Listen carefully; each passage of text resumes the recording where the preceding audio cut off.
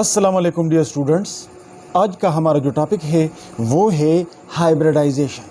आज हम हाइब्रिडाइजेशन को डिस्कस और एक्सप्लेन करेंगे। सबसे पहले हम ये डिस्कस करना चाहेंगे कि हाइब्रिडाइजेशन की ज़रूरत क्यों महसूस हो गई। तो वैलेंस बॉन्ड थ्योरी में हमने पढ़ा था कि अ covalent bond is formed by the mutual overlapping of atomic orbitals of the two bonding atoms. हमने कहा था कि जब दो एटम्स के एटॉमिक ऑर्बिटल आपस में ओवरलैप कर लेते हैं तो उसके नतीजे में कोवेलेंट बॉन्ड बन जाता है। और फिर हमने जो नेक्स्ट इंपॉर्टेंट पॉइंट पढ़ा था वो ये था कि only those orbitals can take part in bond formation which are half filled, यानी जो ऑर्बिटल हाफ फिल्ड हो सिर्फ वही कोवेलेंट बॉन्ड बना सकते हैं, और जो कंप्लीटली फिल्ड ऑर्बिटल है वो कोवेलेंट बॉन्ड फॉर्मेशन में हिस्सा नहीं लेंगे। तो इस प्रिंसिपल के मुताबिक जो हमारे पास बेरिलियम है,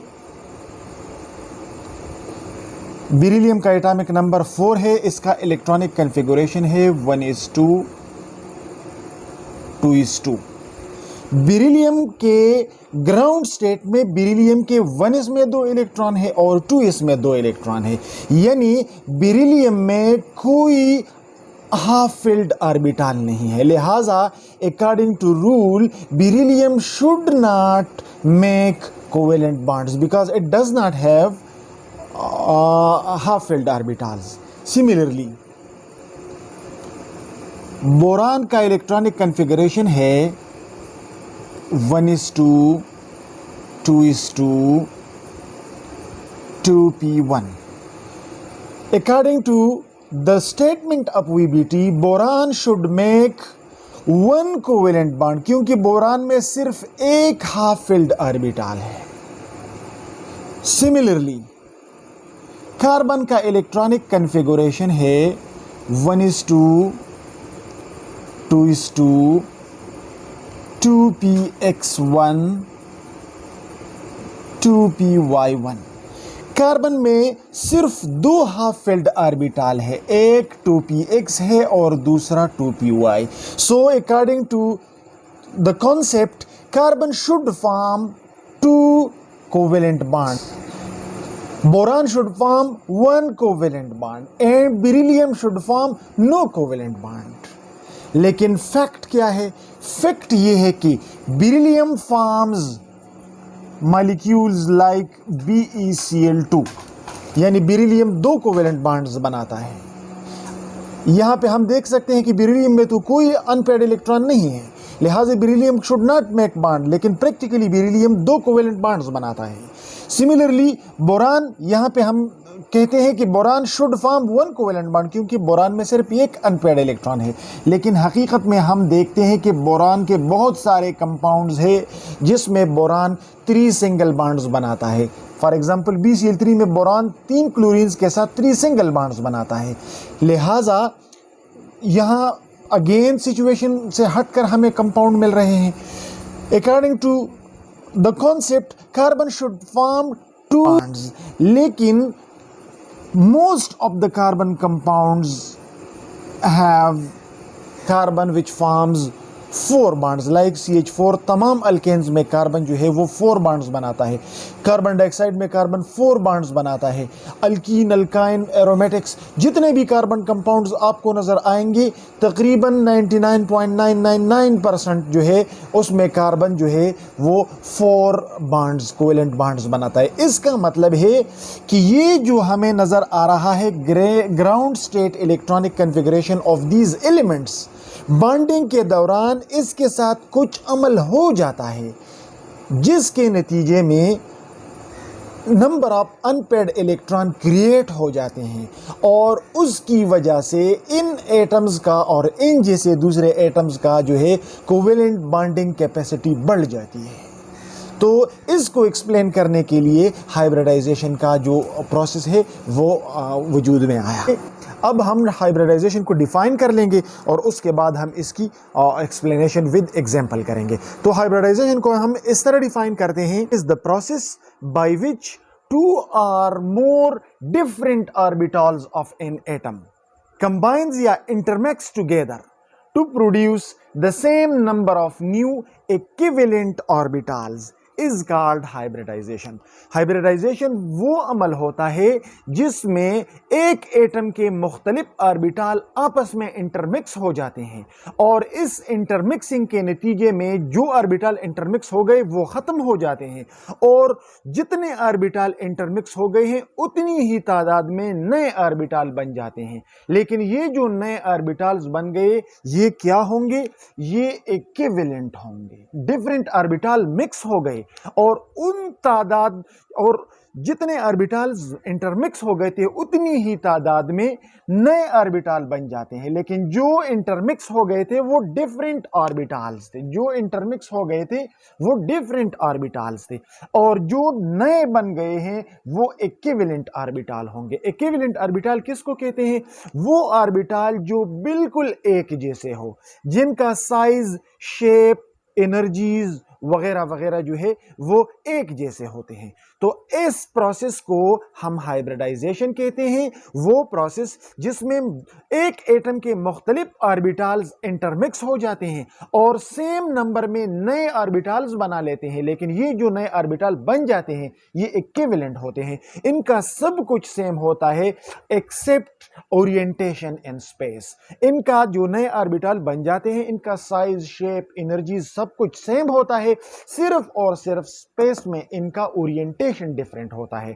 तो इस प्रोसेस को हम हाइब्रिडाइजेशन कहते हैं और हाइब्रिडाइजेशन के नतीजे में जो नए ऑर्बिटल बन जाते हैं इनको हम हाइब्रिडाइज्ड ऑर्बिटल जो है वो कहते हैं। याद रखें, हाइब्रिडाइजेशन किसी एटम के उन ऑर्बिटल्स के इंटरमिक्सिंग के नतीजे में बनेगा जिनमें एनर्जी गैप कम हो। अगर ऑर्बिटल्स में एनर्जी गैप ज्यादा है, फॉर एग्जांपल 2s और 4p में बहुत ज्यादा एनर्जी गैप है तो इनमें इंटरमिक्सिंग नहीं हो सकता। इंटरमिक्सिंग 2s और 2p, 3s और 3p, 3d वगैरह इसमें हो सकता है। अब what are the types of hybridization? वैसे हाइब्रिडाइजेशन के बहुत सारे टाइप्स हैं, लेकिन यहां हम हाइब्रिडाइजेशन के 3 टाइप्स को डिस्कस करेंगे। नंबर 1 को हम कहते हैं sp hybridization, number 2 sp2 hybridization और नंबर 3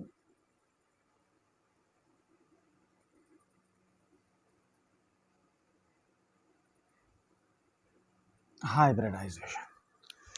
वैसे हाइब्रिडाइजेशन के बहुत सारे टाइप्स हैं, लेकिन यहां पे हम जिन टाइप्स ऑफ हाइब्रिडाइजेशन को तफसील से विद एग्जांपल डिस्कस करेंगे वो ये 3 होंगे: sp हाइब्रिडाइजेशन, sp2 हाइब्रिडाइजेशन और sp3 हाइब्रिडाइजेशन। सो अब हम इनको 1 बाय 1 डिटेल में डिस्कस करेंगे। Number 1, sp hybridization. sp hybridization क्या है? इसको हम इस तरह डिफाइन करें कि this is the process in which 1s and 1p orbitals of an atom combines together to produce 2 new equivalent orbital is called sp hybridization. sp hybridization वो अमल है जिसमें 2 ऑर्बिटल्स मिक्स हो जाते हैं और 2 ऑर्बिटल्स बनाते हैं। कौन कौन से ऑर्बिटल्स मिक्स हो जाते हैं?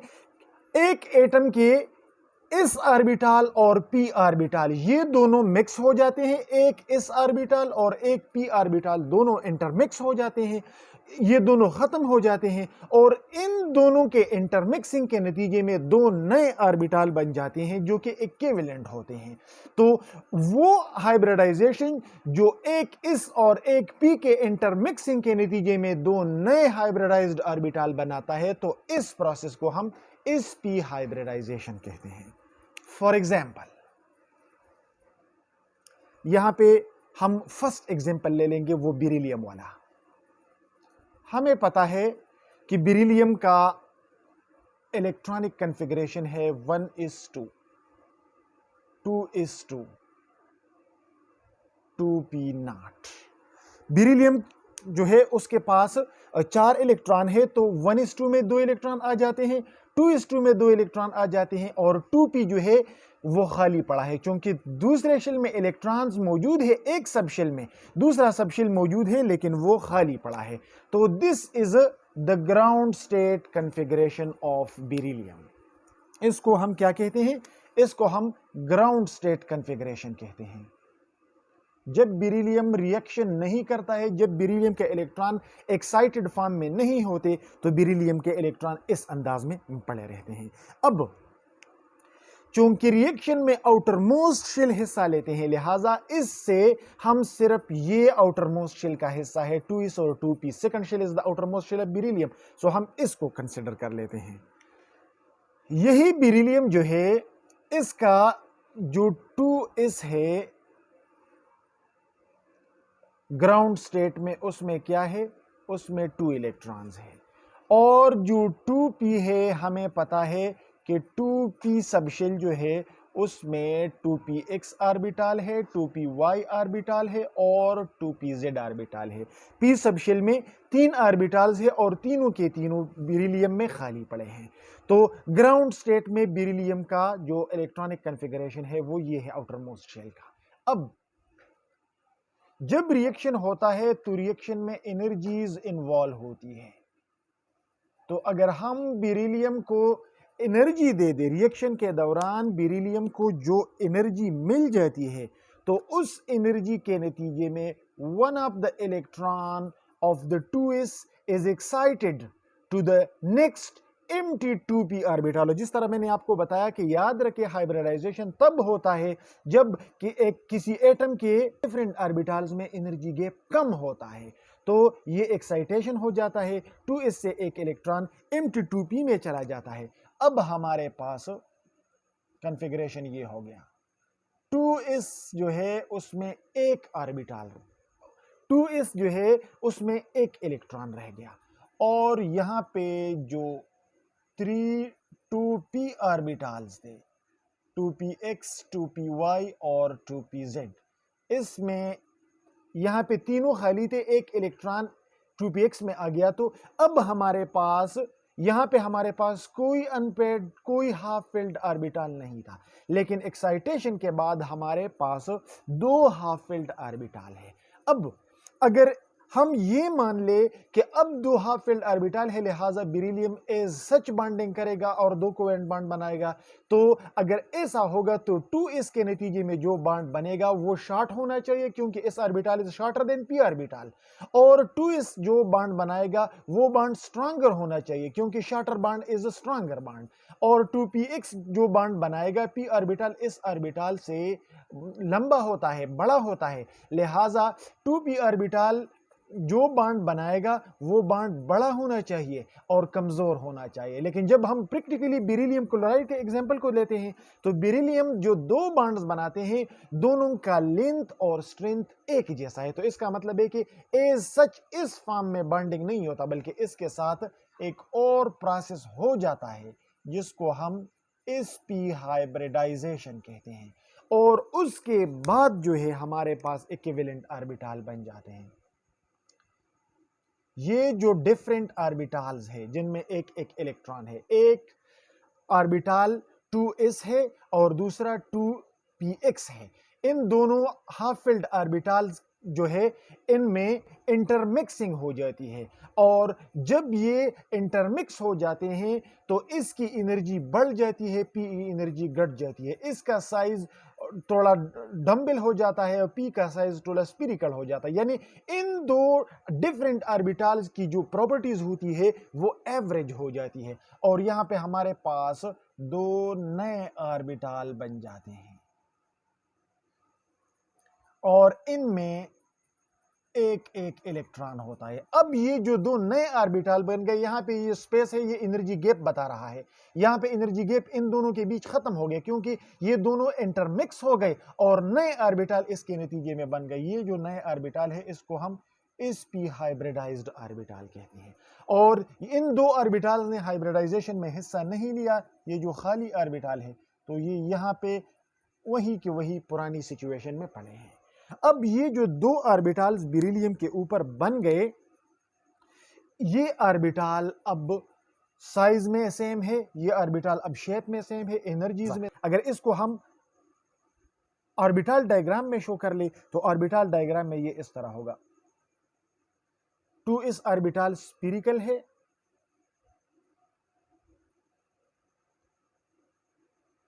2p ऑर्बिटल डम्बल है, जब ये दोनों ऑर्बिटल आपस में इंटरमिक्स हो जाते हैं, किसके नतीजे में? sp हाइब्रिडाइजेशन के नतीजे में। तो क्या हो जाता है? ये दोनों ऑर्बिटल कहां पे पड़े हैं? ये दोनों ऑर्बिटल बेरिलियम पे पड़े हैं। तो इस और p दो ऑर्बिटल मिल जाते हैं और उसके नतीजे में दो नए ऑर्बिटल बन जाते हैं। अब यहां पे आप एक पॉइंट को देख लें, इस ऑर्बिटल डम्बल था और p ऑर्बिटल स्फीरिकल था। जब ये दोनों मिक्स हो जाते हैं और नए ऑर्बिटल बन जाते हैं, तो वो नए ऑर्बिटल के मुकाबले में मोटे होंगे, यानी इसमें स्फीरिकल कैरेक्टर आ गया होगा, और ये नए ऑर्बिटल इसके मुकाबले में लंबूतरे होंगे, डम्बल होंगे, क्योंकि इसमें p कैरेक्टर आ गया है। तो ये जो नए ऑर्बिटल हमारे पास बन जाते हैं, ये इस और p दोनों के बीच होंगे। इसमें थोड़ा छोटे छोटे और लोब्स भी होते हैं, लेकिन वो हम यहां पे शो नहीं करेंगे। अब इस ऑर्बिटल में एक इलेक्ट्रॉन है और इस ऑर्बिटल में भी एक इलेक्ट्रॉन। ये जो दो नए हमारे पास ऑर्बिटल बन गए, इसमें एक एक इलेक्ट्रॉन है। अब अगर यहां पे क्लोरीन आ जाता है, तो ये क्लोरीन का p ऑर्बिटल है, ये दूसरे क्लोरीन का p ऑर्बिटल है। तो क्लोरीन एक एक इलेक्ट्रॉन जो है वो बेरिलियम के साथ शेयर कर लेता है, और यहां पे इस शेयरिंग के नतीजे में हमारे पास लीनियर ओवरलैप हो गई। यहां पे हमारे पास इस शेयरिंग के नतीजे में लीनियर ओवरलैप हो गई। तो बेरिलियम क्या बना लेता है? बेरिलियम दो कोवेलेंट बॉन्ड बना लेता है, और इस तरह हमारे पास बेरिलियम क्लोराइड बन जाता है। अब देखें, ये बॉन्ड जो बन गया हमारे पास, ये किसके नतीजे में बन गया? p और sp। क्लोरीन का p ऑर्बिटल बेरिलियम के sp ऑर्बिटल के साथ इंटरमिक्स कर गया, और ये p और sp, लिहाजा ये बॉन्ड जितना लेंथ वाला है, ये बॉन्ड उतना ही लेंथ वाला है। इसकी जितनी स्ट्रेंथ है, इसकी उतनी ही स्ट्रेंथ है। तो हमारे पास बेरिलियम क्लोराइड बन जाता है। और according to VSEPR, electron pair around central atom should be at maximum distance from each other in order to minimise the repulsion. लिहाजा इनके बीच का एंगल 180 डिग्री होता है, और बेरिलियम क्लोराइड जो है वो लीनियर ज्योमेट्री इख्तियार कर लेता है। तो याद रखिए, इस p हाइब्रिडाइजेशन जहां कहीं भी सेंट्रल एटम में होगा, तो उस मॉलिक्यूल की ज्योमेट्री कैसी होगी? उस मॉलिक्यूल की ज्योमेट्री लीनियर होगी। तो this was about sp hybridization. Number 2, sp2 hybridization. sp2 hybridization को हम इस तरह डिफाइन करते हैं कि this is the process in which one is and 2p orbital of an atom combines together to produce 3 new equivalent orbital is called sp2 hybridization। sp2 hybridization वो process होता है जिसमें किसी एटम के एक इस और 2p ऑर्बिटल्स, यानी टोटल 3 ऑर्बिटल्स कंबाइन हो जाते हैं, जो कि डिफरेंट ऑर्बिटल्स थे। जब ये 3 ऑर्बिटल्स कंबाइन हो जाते हैं, तो उसके नतीजे में 3 न्यू इक्विवेलेंट ऑर्बिटल्स बन जाते हैं। 3 ऑर्बिटल के कॉम्बिनेशन के नतीजे में 3 नए ऑर्बिटल बन जाते हैं, लेकिन फ़र्क क्या है? डिफरेंट ऑर्बिटल्स कंबाइन हो गए और इक्विवेलेंट ऑर्बिटल्स बन गए। तो वो प्रोसेस जिसमें एक इस और 2p ऑर्बिटल्स कंबाइन होकर 3 इक्विवेलेंट ऑर्बिटल्स बनाते हैं, इस प्रोसेस को हम sp2 हाइब्रिडाइजेशन कहते हैं। तो ये जो 3 नए ऑर्बिटल इक्विवेलेंट ऑर्बिटल बन गए, इनको हम sp2 हाइब्रिडाइज्ड ऑर्बिटल कहते हैं। फॉर एग्जाम्पल, इसकी एग्जाम्पल हम लेंगे बोरान। बोरान जिस तरह हमें पता है, बोरान का एटॉमिक नंबर 5 है। बोरान का जो इलेक्ट्रॉनिक कॉन्फ़िगरेशन है वो है 1:2, 2:2, 2p1। बोरान का इलेक्ट्रॉनिक कॉन्फ़िगरेशन ये है, ग्राउंड स्टेट इलेक्ट्रॉनिक कॉन्फ़िगरेशन, और this is the outer most shell of boron. और outer most shell of boron जो कि सेकंड शेल है, उसमें 2s में 2 इलेक्ट्रॉन है और 2p में 1 इलेक्ट्रॉन है। लिहाजा हम इसको यहाँ पे कंसिडर कर लेते हैं। यहाँ पे ये है बोरान के 2s सब शेल जिसमें 2 इलेक्ट्रॉन है, और 2p जैसा कि आपको पता है कि 2p सब शेल में 3 ऑर्बिटल्स है, 2px, 2py और 2pz। और यहाँ पे हमारे पास सिर्फ एक इलेक्ट्रॉन मौजूद है 2px ऑर्बिटल में। तो according to VBT, boron should form 1 bond because it has 1 unpaired orbital, लेकिन प्रैक्टिकली बोरान 3 बॉन्ड्स बनाता है। So in order to explain this we will, जब हम, this is ground state, this is ground state configuration of boron. जब reaction होता है तो reaction में एनर्जीज इन्वॉल्व होती है। जब 2s इलेक्ट्रॉन को एनर्जी मिल जाती है तो this 2x electron, one of the 2s electron is excited to the next empty 2py orbitals, और इसके नतीजे में हमारे पास इलेक्ट्रॉनिक कॉन्फ़िगरेशन, इलेक्ट्रॉनिक रीडिस्ट्रीब्यूशन हो जाती है। 2s में एक इलेक्ट्रॉन रह जाता है क्योंकि इससे एक इलेक्ट्रॉन चला गया, और 2p में पहले एक इलेक्ट्रॉन मौजूद था जो कि 2px में था। अब 2py जो है उसमें ये एक्साइटेड इलेक्ट्रॉन 2py में आ जाता है। अब बोरान के साथ 3 अनपेयर्ड इलेक्ट्रॉन है, लेकिन बोरान के ये जो 3 filled orbital as such reaction नहीं करते, और वही लॉजिक है। अगर बोरान एज सच रिएक्शन करता तो इसका ऑर्बिटल जो बॉन्ड बनाता वो शॉर्टर और स्ट्रांगर होता, और p का ऑर्बिटल जो बॉन्ड बनाता वो लॉन्गर और वीकर होता इसके मुकाबले। लेकिन प्रैक्टिकली बोरान जो बॉन्ड्स बनाता है वो सारे स्ट्रेंथ और लेंथ में सेम है। इसका मतलब है कि नेक्स्ट स्टेप में इनमें जो प्रोसेस हो जाता है वो sp2 हाइब्रिडाइजेशन है। sp2 हाइब्रिडाइजेशन का क्या मतलब है? sp2 हाइब्रिडाइजेशन का ये मतलब है कि यहाँ पे 1s और 2p ऑर्बिटल्स जो है ये कंबाइंस हो जाते हैं, यानी टोटल 3 ऑर्बिटल्स कंबाइन हो गए, और इन 3 ऑर्बिटल्स के कम्बिनेशन के नतीजे में इनकी जो प्रॉपर्टीज़ होती है वो एवरेज हो जाती है, और हमारे पास 3 नए ऑर्बिटल बन जाते हैं जो कि इक्विवेलेंट होंगे, और इनमें एक एक इलेक्ट्रॉन होगा। ये जो नए ऑर्बिटल बन गए इसको हम sp2 हाइब्रिडाइज्ड ऑर्बिटल कहते हैं, क्योंकि हर एक ऑर्बिटल एक s और 2p के नतीजे में बन गया। और ये जो एक ऑर्बिटल था जिसने हाइब्रिडाइजेशन में हिस्सा नहीं लिया, जो खाली था, ये खाली ही रह जाएगा। इसकी एनर्जीज में कोई चेंज नहीं आया, इसकी एनर्जी में इंक्रीज आ गया, 2p के एनर्जी में इक्वल डिक्रीज आ गया, और इन एनर्जी चेंजेस के नतीजे में जो है हाइब्रिडाइजेशन के नतीजे में 3 नए ऑर्बिटल बन गए, और 2py ऑर्बिटल ने हाइब्रिडाइजेशन में हिस्सा नहीं लिया तो इसमें कोई चेंजेस नहीं आए, तो ये अनहाइब्रिडाइज्ड 2py ऑर्बिटल हमारे पास रह गया। ओके, इसको अब अगर हम डायग्राम की शक्ल में रिप्रेजेंट कर ले, ऑर्बिटल डायग्राम की शक्ल में, तो वो इस तरह होगा। 2s जिसमें एक इलेक्ट्रॉन था, 2px जिसमें एक इलेक्ट्रॉन था, 2py जिसमें एक इलेक्ट्रॉन था। जब इसमें sp2 हाइब्रिडाइजेशन हो गई, ये तीनों ऑर्बिटल बोरान के हैं, लिहाजा ये तीनों ऑर्बिटल इंटरमिक्स हो गए, और इन तीनों ऑर्बिटल्स के इंटरमिक्सिंग के नतीजे में बोरान पर 3 नए ऑर्बिटल्स बन गए, और ये जो नए ऑर्बिटल्स बन गए इनमें 1 इलेक्ट्रॉन ईच मौजूद है। ये जो 3 नए ऑर्बिटल बन गए डिफरेंट ऑर्बिटल के इंटरमिक्सिंग के नतीजे में जो 3 नए ऑर्बिटल बन गए वो इक्विवेलेंट है। अब एक क्लोरीन के साथ ये इलेक्ट्रॉन शेयर कर लेता है, दूसरे क्लोरीन के साथ ये इलेक्ट्रॉन शेयर कर लेता है, और तीसरे क्लोरीन के साथ ये इलेक्ट्रॉन शेयर कर लेता है। तो यहाँ पे हमारे पास क्या बन जाता है? यहाँ पे हमारे पास एक लीनियर ओवरलैप हो गया, दूसरा लीनियर ओवरलैप हो गया, और तीसरा लीनियर ओवरलैप हो गया। तो बोरान जो है वो क्या बनाता है?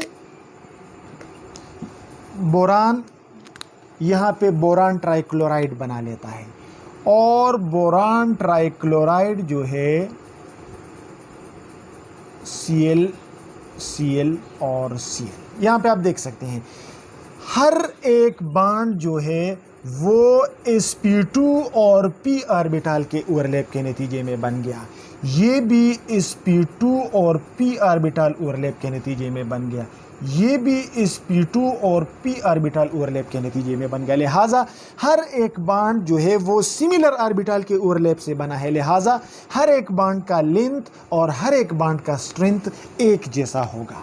अब अकॉर्डिंग टू वेस्पर 3 बॉन्ड्स जो है 3 बॉन्ड पेयर्स बोरान के गिर्द मौजूद है, सेंट्रल एटम के गिर्द मौजूद है। लिहाजा electron pair around the central atom should be at maximum distance from each other in order to minimise the repulsion. So boron trichloride जो है या बोरान ट्राइक्लोराइड जो है उसका जो ज्योमेट्री है वो क्या है, ट्राइगोनल प्लेनर है। This is because of the sp2 hybridization. Number 3 sp3 hybridization. sp3 hybridization क्या है? The process in which 1s and 3p orbitals combine together to produce 4 new equivalent orbital is called sp3 hybridization। sp3 hybridization वो process है जिसमें किसी atom के एक s और 3p orbitals combine हो जाते हैं और टोटल जो 4 ऑर्बिटल्स कंबाइन हो गए उसके नतीजे में 4 न्यू इक्विवेलेंट ऑर्बिटल्स बन जाते हैं। तो इस प्रोसेस को, ऐसे प्रोसेस को हम sp3 हाइब्रिडाइजेशन कहते हैं। For example we take the example of carbon. Carbon जो है, कार्बन का इलेक्ट्रॉनिक कॉन्फ़िगरेशन है 1:2, 2:2, 2p2। यानी कार्बन जो है, कार्बन का इलेक्ट्रॉनिक कॉन्फ़िगरेशन 1:2, 2:2, 2p2 है क्योंकि कार्बन में टोटल 6 इलेक्ट्रॉन है। चूंकि सेकंड शेल कार्बन का आउटर मोस्ट शेल है and outer most shell is the shell that is involve in chemical reaction. So हम कार्बन का सिर्फ आउटर मोस्ट शेल यहाँ पे रिप्रेजेंट कर लेते हैं। यानी कार्बन जो है, कार्बन के 2s में 2 इलेक्ट्रॉन है और जो 2p है, हमें पता है कि p सब शेल जो है वो 3 ऑर्बिटल्स पर मुश्तमिल है, 2px, 2py और 2pz, और इसको हम कलेक्टिवली 2p कहते हैं। इसमें 2 इलेक्ट्रॉन हैं, एक इलेक्ट्रॉन यहाँ पे है, एक इलेक्ट्रॉन यहाँ पे है।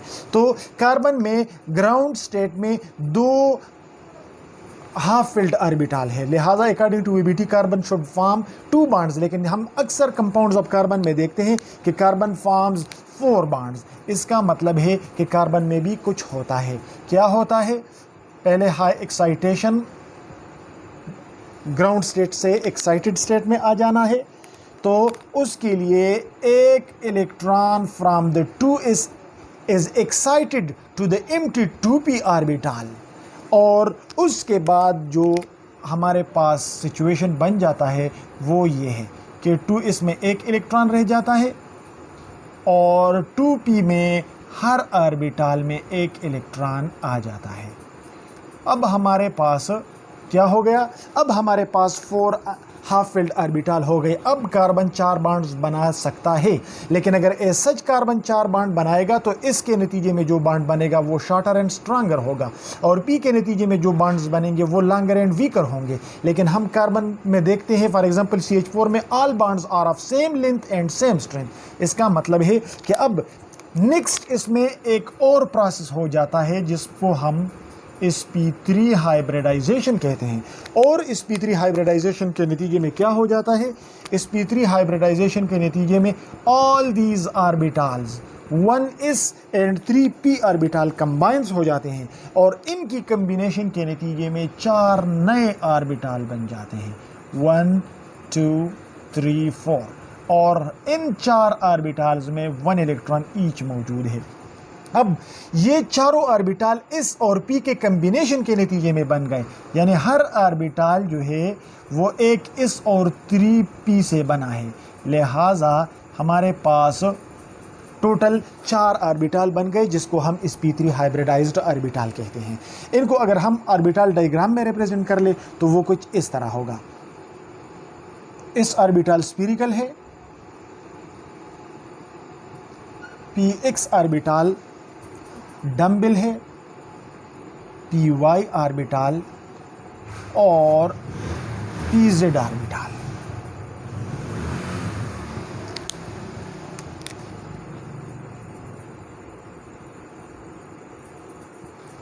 ये चारों ऑर्बिटल जब कंबाइंस हो जाते हैं, ये चारों ऑर्बिटल्स कार्बन के हैं, लिहाजा कार्बन की ये 4 ऑर्बिटल्स जब कंबाइन हो जाते हैं तो इसके नतीजे में 4 नए ऑर्बिटल्स बन जाते हैं। और वो जो 4 नए ऑर्बिटल्स है वो कुछ इस तरह होते हैं।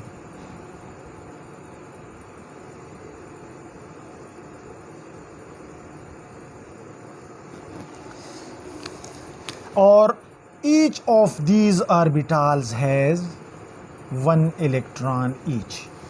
ये एक इस और 3p कंबाइन हो गए और उसके नतीजे में 4 इक्विवेलेंट ऑर्बिटल्स बन जाते हैं। अब ये 4 ऑर्बिटल्स जो है वो इस और p के बीचों बीच खसूसियात रखते हैं। ये इस के मुकाबले में लंबूतरे और p के मुकाबले में ये स्पीरिकल है, यानी ये चारों एक जैसे हैं, न गोल है और न p की तरह डम्बल है। ठीक है, अब इन 4 ऑर्बिटल्स में से हर एक ऑर्बिटल के साथ एक एक इलेक्ट्रॉन है, लिहाजा जब ये एक हाइड्रोजन के इस इलेक्ट्रॉन के साथ अपना इलेक्ट्रॉन शेयर कर लेता है, सिमिलरली ये हाइड्रोजन के इस इलेक्ट्रॉन के साथ अपना इलेक्ट्रॉन शेयर कर लेता है, ये हाइड्रोजन के इस इलेक्ट्रॉन के साथ अपना इलेक्ट्रॉन शेयर कर लेता है और ये अपना इलेक्ट्रॉन शेयर कर लेता है। तो यहाँ पे आप देख सकते हैं कि यहाँ पे कार्बन हाइड्रोजन के बीच लीनियर ओवरलैप हो गया, यहाँ पे लीनियर ओवरलैप हो गया, लीनियर ओवरलैप और लीनियर ओवरलैप। लिहाजा हमारे पास क्या बन गया? हमारे पास बन गया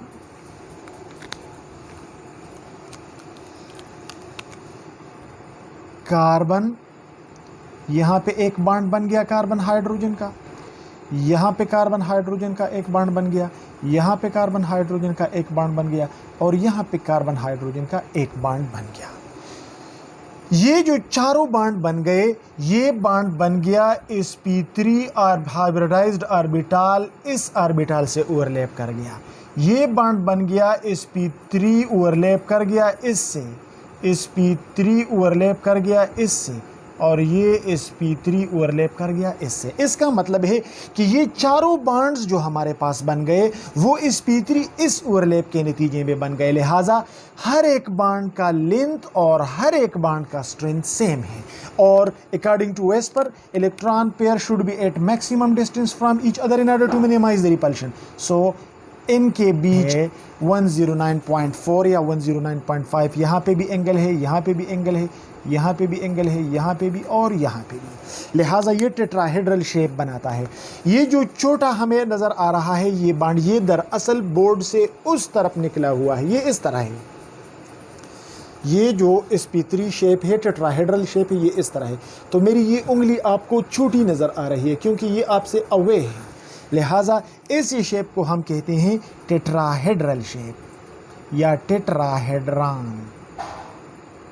तो टेट्राहेड्रल शेप जो बनता है, टेट्राहेड्रल CH4 मॉलिक्यूल जो बनता है वो दरअसल इस p3 हाइब्रिडाइजेशन के नतीजे में बनता है। अब यहाँ पे एक लास्ट इंपॉर्टेंट पॉइंट है, इस p हाइब्रिडाइज्ड ऑर्बिटल। इस p हाइब्रिडाइजेशन वो हाइब्रिडाइजेशन होता है जिसमें एक इस और एक p ऑर्बिटल कंबाइन होकर 2 इस p हाइब्रिडाइज्ड ऑर्बिटल बनाते हैं। यानी इस p हाइब्रिडाइजेशन में 1 इस कंबाइन हो जाता है 1p से। Total 2 different orbitals, 2 different orbital combine हो जाते हैं और हमारे पास 2 नए ऑर्बिटल्स बन जाते हैं जिसको हम इस p ऑर्बिटल, इस p हाइब्रिडाइज्ड ऑर्बिटल कहते हैं। अब ये जो नए ऑर्बिटल बन गए ये कितना इसकी तरह होगा और ये कितना p की तरह होगा, उसके लिए हम यहाँ पे मालूम करेंगे कि इसमें इस कैरेक्टर कितना है।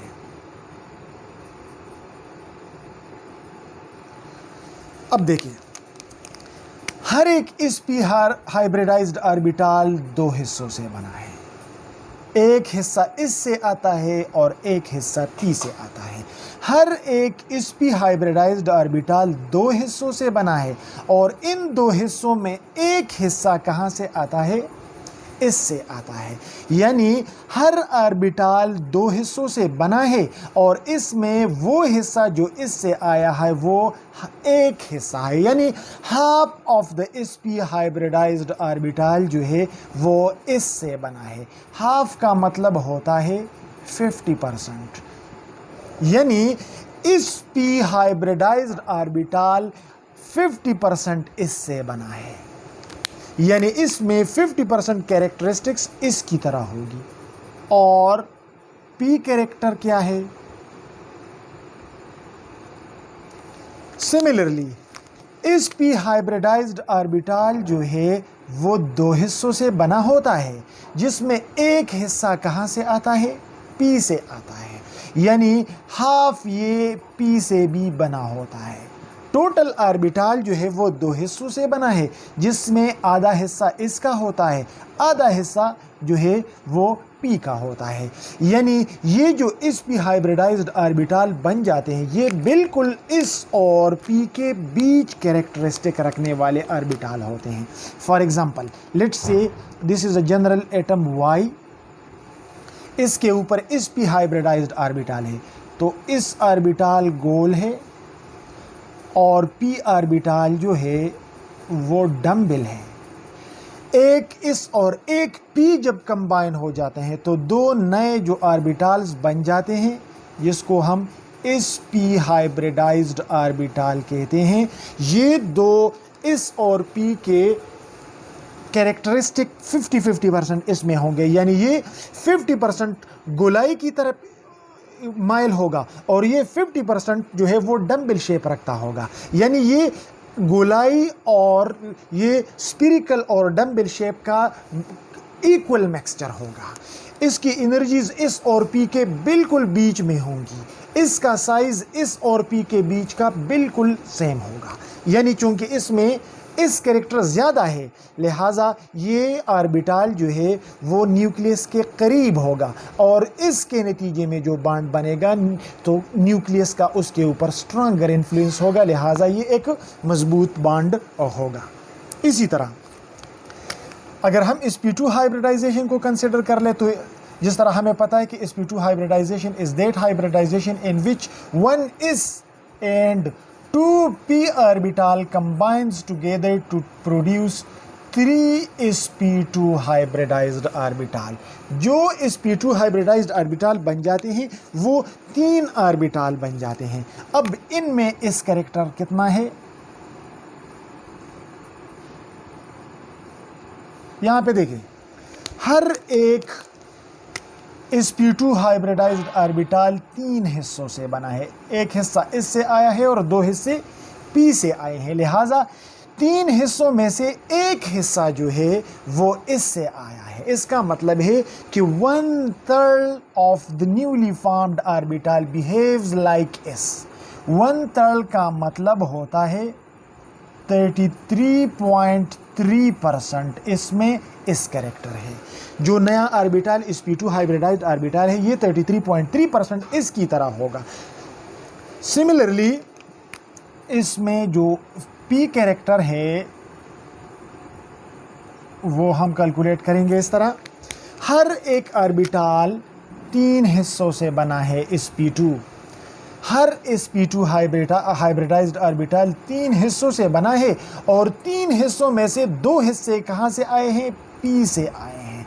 यानी जो नए ऑर्बिटल है उसमें 2/3 जो है वो p कैरेक्टर है। 2/3 का मतलब है 66.6%। तो ये जो sp2 हाइब्रिडाइज्ड ऑर्बिटल है वो 33.3% इसकी तरह होंगे और 66.6% वो p की तरह होंगे। इसका क्या मतलब है? इसका अगेन ये मतलब है, लेट्स से ये हमारे पास एक एलिमेंट, एक एटम y है और इस पे 3 sp2 हाइब्रिडाइज्ड ऑर्बिटल बन गए।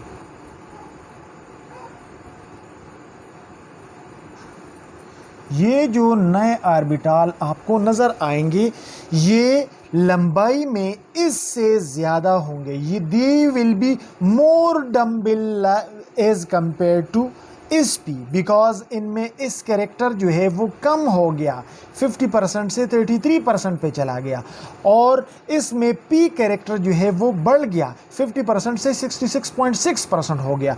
तो these orbital will look more like p then s। Similarly अगर हम इस p3 हाइब्रिडाइजेशन को ले ले तो इस p3 हाइब्रिडाइजेशन में 1s और 3p कंबाइन हो जाते हैं और हमारे पास टोटल 4sp3 हाइब्रिडाइज्ड ऑर्बिटल बन जाते हैं। यानी हमारे पास जो नए ऑर्बिटल बन गए वो कितने हैं? वो 4 है। अब इनमें अगर हम इस कैरेक्टर को मालूम करना चाहते हैं तो क्या करेंगे? हर एक ऑर्बिटल जो है, हर एक sp3 हाइब्रिडाइज्ड ऑर्बिटल 4 पार्ट्स से बना है और इन 4 पार्ट्स में एक पार्ट जो है वो कहाँ से आया है? वो इससे आया है। 1/4 का मतलब होता है 25%। इसका मतलब है कि sp3 हाइब्रिडाइज्ड ऑर्बिटल 25% इसकी कैरेक्टरिस्टिक रखेंगे, इसकी तरह होंगे, जबकि इनमें p कैरेक्टर अगर हम मालूम करना चाहते हैं तो अगेन हर एक ऑर्बिटल जो है वो 4 पार्ट से बना है sp3 हाइब्रिडाइज्ड ऑर्बिटल, और इस p3 हाइब्रिडाइज के इस 4 हिस्सों में 3 हिस्से कहाँ से आए हैं? वो p से आए हैं। 3/4 का मतलब है 75%। तो इसका मतलब है कि sp3 हाइब्रिडाइज्ड ऑर्बिटल जो है वो 75% p कैरेक्टर रखता है। इसका मतलब है कि दे आर मोर लाइक, वो इस तरह होंगे, उसमें लंबाई और भी ज़्यादा होगी, मोटाई और भी कम होगी।